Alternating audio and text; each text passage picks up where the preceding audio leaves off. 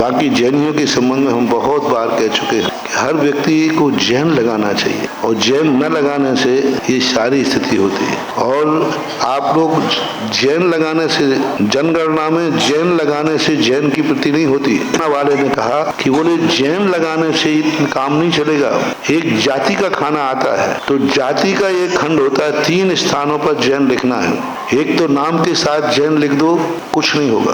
फिर दूसरी तरफ फिर जैन आएगा, धर्म कौन सा है, जैन धर्म, और ये दोनों लिख दिए, और नीचे लिखाएगा जाति कौन सी है, तो जाति में तुमने लिख दिया खंडेलवाल।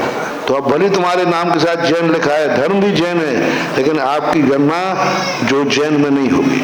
आपने लिख दिया जाति। 90% लोग अपनी जाति लिखते, तो मुझसे कहा कि तुम जाति लिख दो, तुम लिखोगे परवार, तुम लिखोगे गोलापुरम, तुम लिखोगे गोला लारे, तुम लिखोगे जयसवाल, तुम लिखोगे बहरवाल।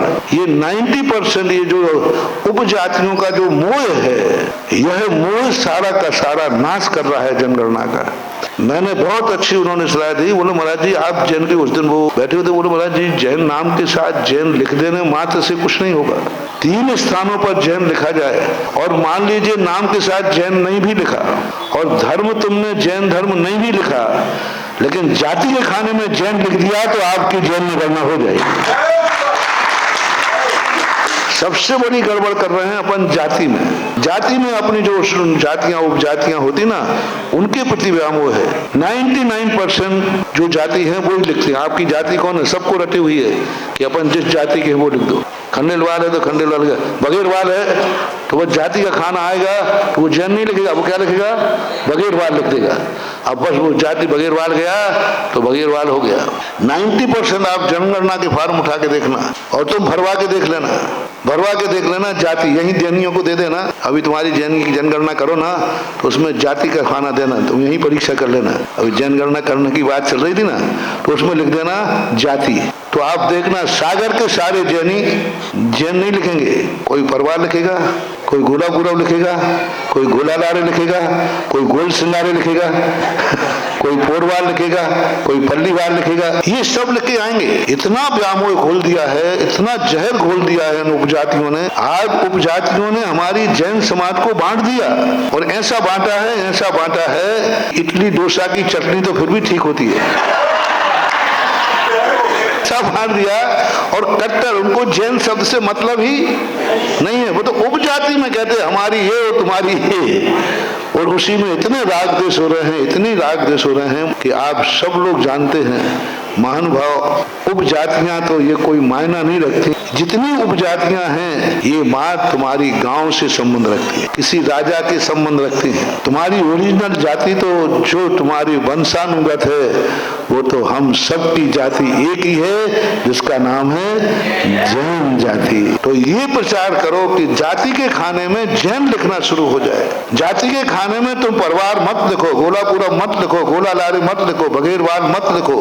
जाति के खाने में पूरे फार्म में कहीं उपजाति का नाम मत लिखना। थोड़ी सी उपजाति लिखी नहीं और तुम्हारा फार्म अब वो जैन में गणना में नहीं आए। इसलिए सारे भारत को मैं संदेशा देना चाहता हूँ प्रश्न के माध्यम से कि जब भी जनगणना हो, जब भी कोई तुम फार्म भरो, वकालत का, बैंक का, कोई नौकरी का, तो आप अपनी जाति, ये जाति न लिखें जो उपजातियां हैं। ये जातियां हैं ही नहीं, इनका कोई इतिहास नहीं है। कोई 1000 साल पुराना है, कोई 500 साल पुराना है, कोई 200 साल पुराना है, रखे हुए हमारे द्वारा रखी गई है।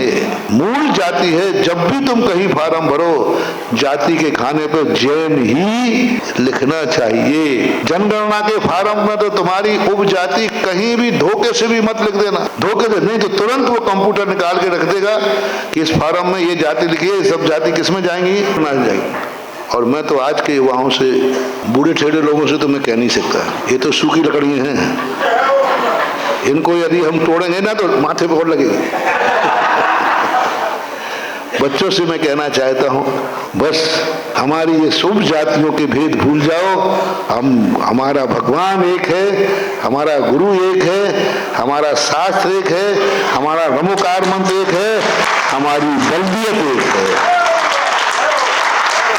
हमारी एक है। बल्दियत हमारी एक है। और हमारी बल्दियत क्या है? जैन की जिनेंद्र। जिनेंद्र हमारा पिता है और हम जैन हैं, बस यही बल्दियत एक है। इसका अर्थ अपन सब कुटुंबी हैं, एक परिवार के हैं। उपजातियों का ये जो भेद है, बूढ़े पुराने लोगों के छोड़ो, ये सब उस समय एक कसाय थी, बैठे ठाड़े कुछ काम धंधा तो था नहीं ज्यादा। ये जातियां बना के रख गए प्राण लेने वाली, कोई काम की नहीं है। ये जातियों से ना तो कहीं शादी विवाह का संबंध शास्त्रों में मिला, और दूसरी बात 1000 साल पहले से कोई भी जाति का इतिहास नहीं मिला। कुंदकुंड स्वामी कौन सी जाति के थे? खंडेलवाल थे, बघेलवाल थे, परवार थे, गोलापुर, कौन सी जाति के थे? है ही नहीं। ये सब 10वीं, 8वीं, 5वीं, 15वीं, 8वीं, 10वीं शताब्दी के बाद शुरू हुई है। 10वीं शताब्दी से पहले का कोई इतिहास नहीं। अब जबरदस्ती तुम कहो हमारे तो कुंदकुंड स्वामी हमारी जाति में थे, अब कह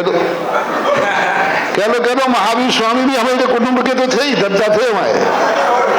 ऐसा कहने से कुछ नहीं होता। आज मेरे भारतवर्ष के लिए इस प्रश्न के माध्यम से संदेशा है, अपनी उपजातियों का व्यामोह छोड़ो।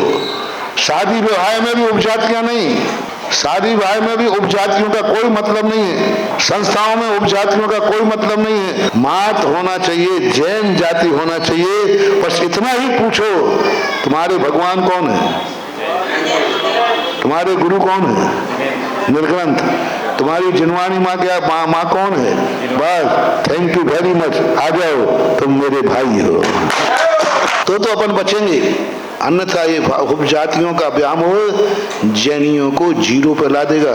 इतने जीरो अपन है नहीं जितना जनगणना में हो गए हम।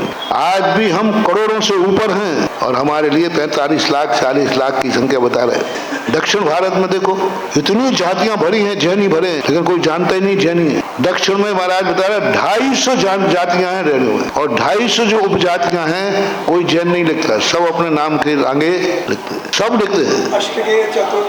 आज अष्ट क्या लिखेंगे जाति के नाम पर?